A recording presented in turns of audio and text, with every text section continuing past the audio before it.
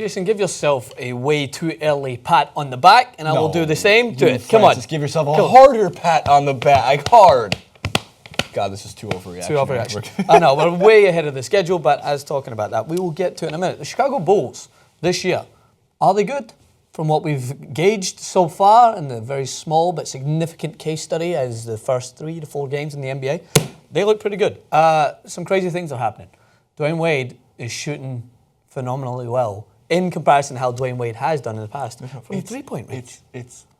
Dwyane Wade's shooting above 50% from 3 and below 40% from 2-point percentage range. It's strange. Things are... we want to exit from the upside down. We would like 11 to guide us back to the normal everyday world because it's not prominent. You see this from Dwyane Wade. I mean, he does do it usually in like the last minute of the playoffs where for some reason he just channels his inner Ray Allen and sinks some threes. But that being said, Bulls collectively look pretty good. So the first graphic I wanted to throw up is let's look at their schedule and see what games they have coming up because they've been playing pretty good. So this is what they won. This is what they won.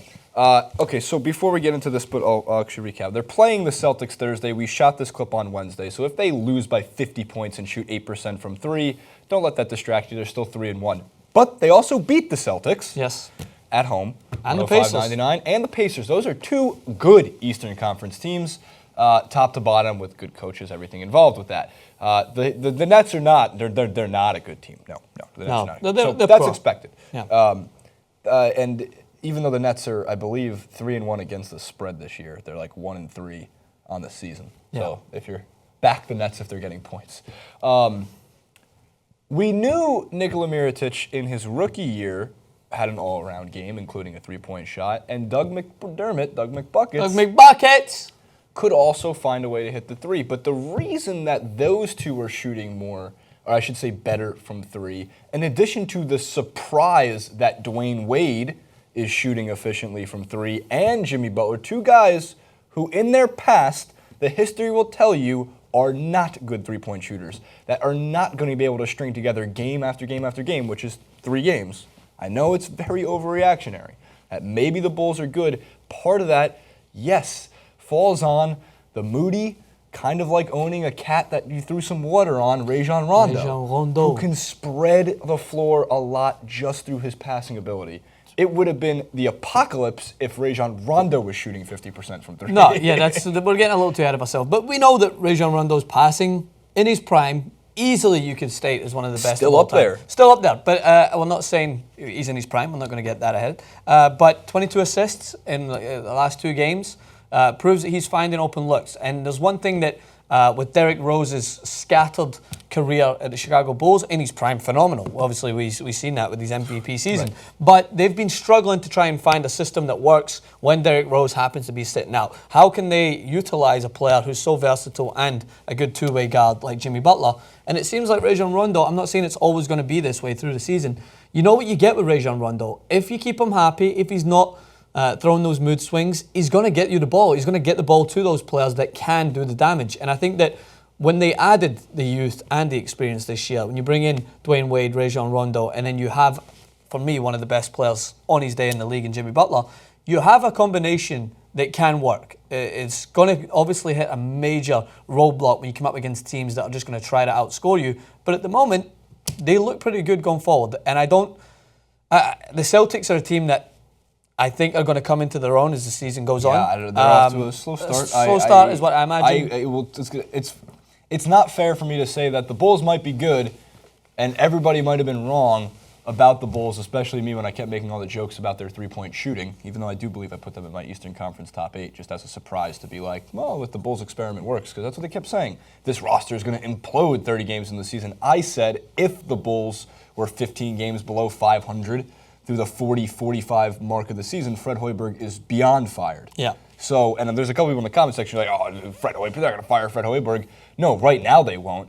But if it did not work, if it just started 0-3, my God, this doesn't look good, and then fast forward 20, 30 more games, and that was the trend. For all we know, the Bulls will not keep up this ridiculous pace from 3. Rondo won't space the floor as well as he's been doing. Dwyane Wade will have father time against him. He's only got 27 minutes per game on the season, which is going to be the expected minute limit for him, roughly in that area, until the playoffs, if they were to make it.